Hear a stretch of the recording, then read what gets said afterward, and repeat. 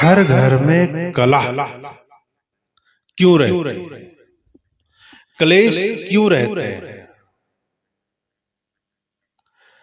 कलह और क्लेश जीवन में बहुत दुख आते हैं। जिस घर में कलह होगी, जिस घर में क्लेश होंगे, कष्ट होगा, उस घर में सुख कहां से होगा? सुख की अनुभूति कहां मिलेगी? ये कभी हमने ऐसा सोचा कि घर में कलह क्यों होती है? आपस में विवाद क्यों होते हैं? आपस में विवाद होने का कारण क्या?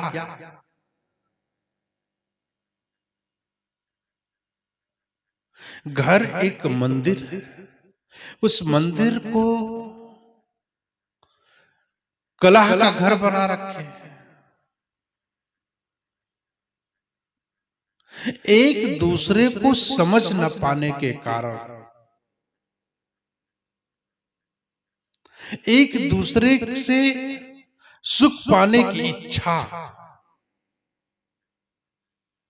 अपनी जिंदगी दूसरे के ऊपर में मढ़ देना, जो हम आज तक न कर पाए वो दूसरों से इच्छा रखना।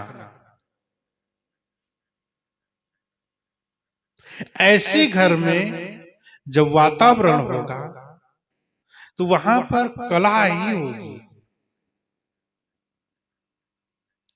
एक दूसरे को समझ न पाने के कारण जब मन उद्वेग और उस उद्वेग से भरी हुई वाणी निकलेगी तो दूसरों को तकलीफ नहीं देगी और क्या देगी। इसलिए जीवन को और घर को जिस तरीके से जीवन बेशकीमती है, उसी तरीके से आपका अपना घर भी है। उसमें रहने वाले सदस्य भी वही।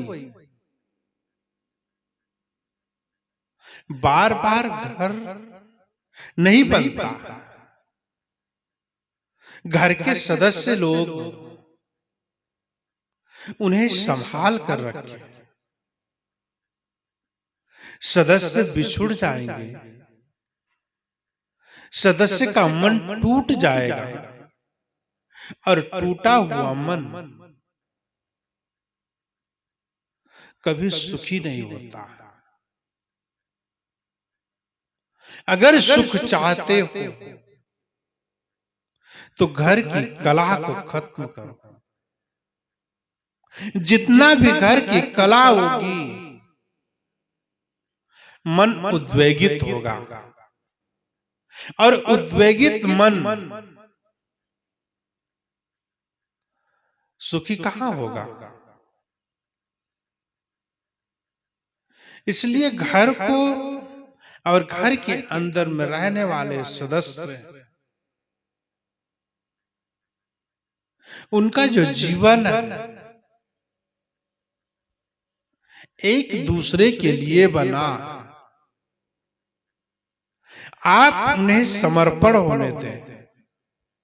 समर्पण बढ़ेगा, संभावनाएं बढ़ेंगी। समर्पण बढ़ेगा, सद्बुद्धि आएगी।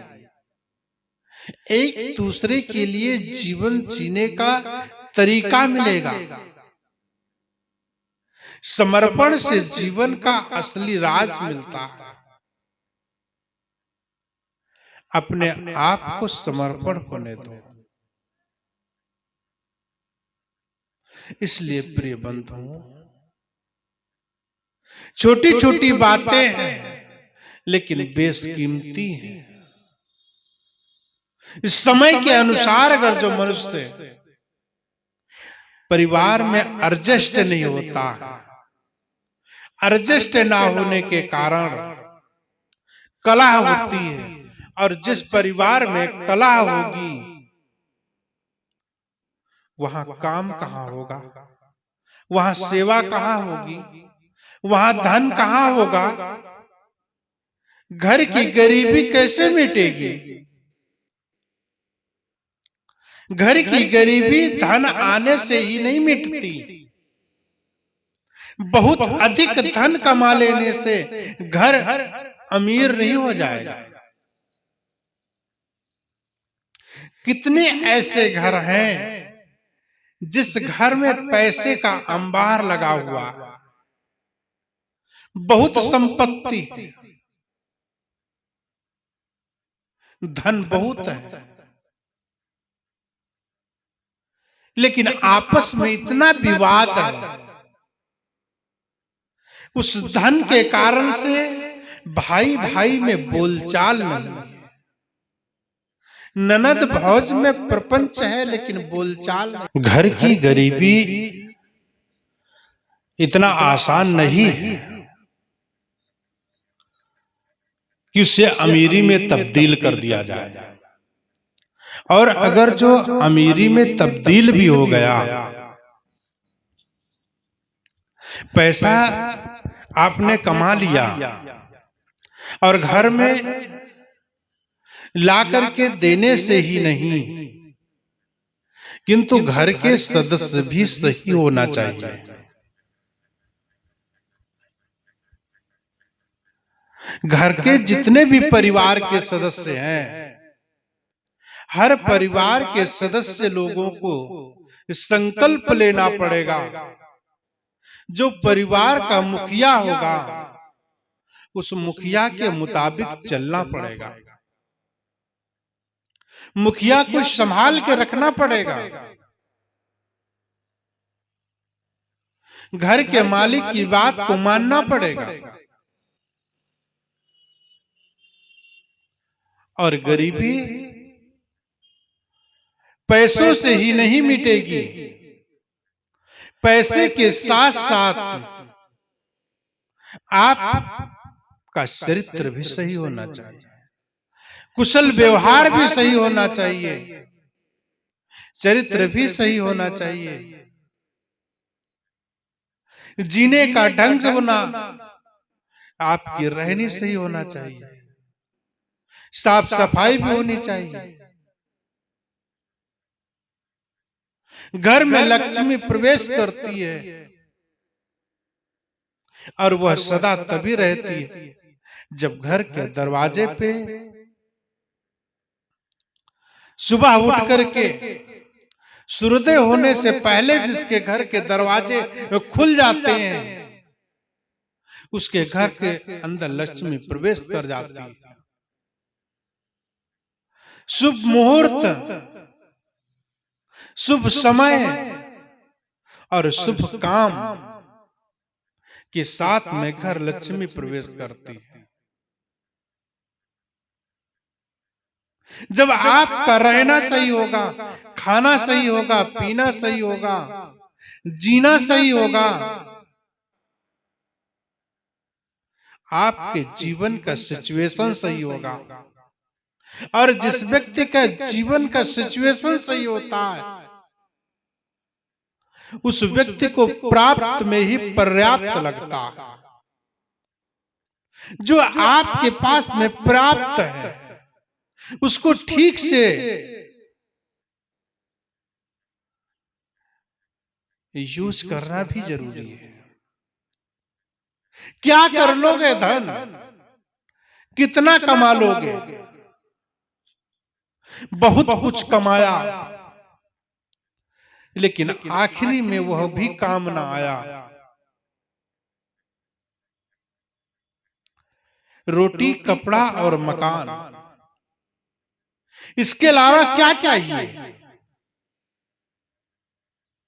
एक देश का बहुत बड़ा आदमी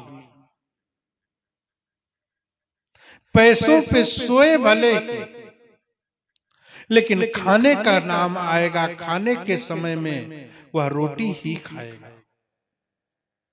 सोने की रोटी नहीं खाएगा, चांदी और हीरे का भात नहीं खाएगा,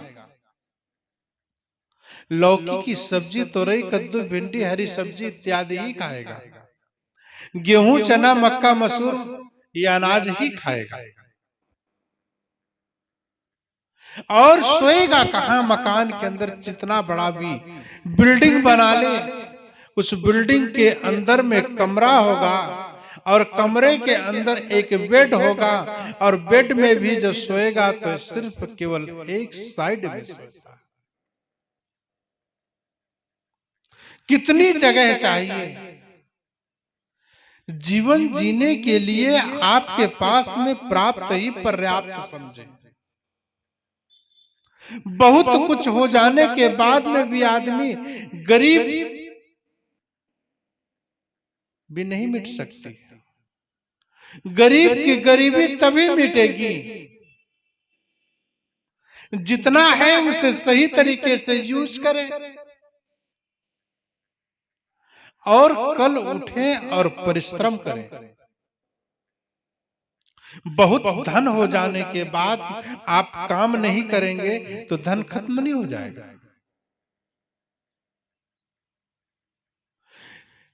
धन कमाना और कमाते रहना, कमाना सरल है और कमाते रहना कठिन है। सुख पाना और सुखी रहना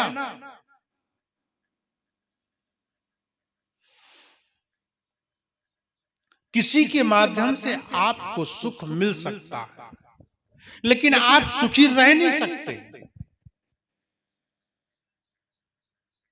किसी के माध्यम से आपके पास अमीरी आ सकती है, लेकिन अमीर रह नहीं सकते जब तक आप अपने लिए खुद काम नहीं करेंगे, जब तक आप अपने लिए जीवन में खुद सक्रिय नहीं होंगे। अपने जीवन को खुद सक्रिय करना पड़ेगा, अपने जीवन में खुद वर्क करना पड़ेगा, मेहनत करनी पड़ेगी, परिश्रम करना पड़ेगा। बहुत परिश्रम करने वाले लोग भी अमीर नहीं हो जाते। इसलिए मैं कह रहा था कि सत्संग में जो चीज मिल जाती है, संत गुरुजनों के सानिध्य में जो चीज मिल जाती है, उससे बड़ा सुख नहीं मिल सकता। वह सुख क्या है? जीवन जीने की कला, जीने का ढंग, जीने का मतलब। आपकी सोच सही हो जानी चाहिए, आपकी बुद्धि सद्बुद्धि में पलट जानी चाहिए। जिस दिन ये काम होना चालू हो जाएगा आपके जीवन में, आप समझिए अमीर होने चालू है। अमीर पैसे से ही नहीं, अमीरी पैसे से नहीं आती। केवल आप समझे पैसा ही सब कुछ है। धन हो जाने से गरीबी तो हटेगी, लेकिन अगर जो धर्म नहीं होगा आपके पास में, जीवन जीने का तरीका नहीं होगा, धन को खर्च करने का आपके पास बुद्धि नहीं होगी, तो आप उस धन को कैसे खर्च करें, ये कहां से बुद्धि मिलेगी? उस बुद्धि को विकास करने के लिए, उस बुद्धि को तीव्र करने के लिए, जीवन जीने की कला को सीखने के लिए बहुत डिग्री पढ़ लेंगे, लेकिन जीवन जीने की कला को सीखने के लिए आपको विद्यालय में नहीं बताया जाएगा। इसको जब तक आप प्रैक्टिकल नहीं करेंगे समाज में, जब तक आप जीवन में प्रैक्टिकल नहीं करेंगे, जीवन जीने की कला कहां से आ जाएगी? संत गुरुजन बताएंगे और उसको जीवन में प्रैक्टिकल करनी पड़ेगी, चरितार्थ करना पड़ेगा। और जब जीवन में चरितार्थ होगा तो जीवन में जो खुशबू आएगी, महक आएगी, आनंद आएगा, स्वभाव चेंज हो जाएगा। लोग ऑटोमेटिक आपको लोग बोलेंगे बहुत सुंदर मनुष्य है। क्योंकि जब मनुष्य के अंदर मनुष्यता जब आएगी, तभी जीवन का असली सुख पता चलता है। शांति मिलेगी, सुख मिलेगा। जो आपके पास में प्राप्त है, जो आपके पास में मिला हुआ है, आपने जो कमाया है, व्यवहार कमाया है, धन कमाया है, वो जब मजबूत होगा तो जीवन का जो असली सुख मिलेगा वह अतुलनीय होगा। उसी सुख की तलाश में सारे संसार भटक रहा है। उस भटकन को, उस खटकन को खत्म करने के लिए सत्संग ही एक ऐसा स्थल है। उस स्थल में जाकर के अपनी बुद्धि को सद्बुद्धि में पलट सकते हैं और जीवन का असली आनंद ले सकते हैं। इसलिए जीवन का असली आनंद लेने के लिए आप सत्संग की ओर चले, साधना की ओर चले। मन को ठीक करने की कला सिर्फ क्यों सत्संग, वहां से सीख करके अपने मन को ठीक करने का प्रयास करें और जीवन जीने की कला सीखें। जीवन में जो प्राप्त है उसे पर्याप्त समझें और ठीक से अगला कदम उठाएं और मेहनत करें। आगे बढ़ते जा, आगे बढ़ते जा, कदम को पीछे ना हटाएं। सने सने धीरे धीरे काम करें, मंजिल खुद ब खुद मिल जाएगी। इसलिए जीवन का असली आनंद, जीवन का असली सच, जीवन का असली स्वरूप तभी समझ में आएगा जब सत्संग की ओर अपना मन लगाएंगे। इसलिए मन की तरंग मार लो, बस हो गया भजन। आदत बुरी सुधार लो, बस हो गया भजन।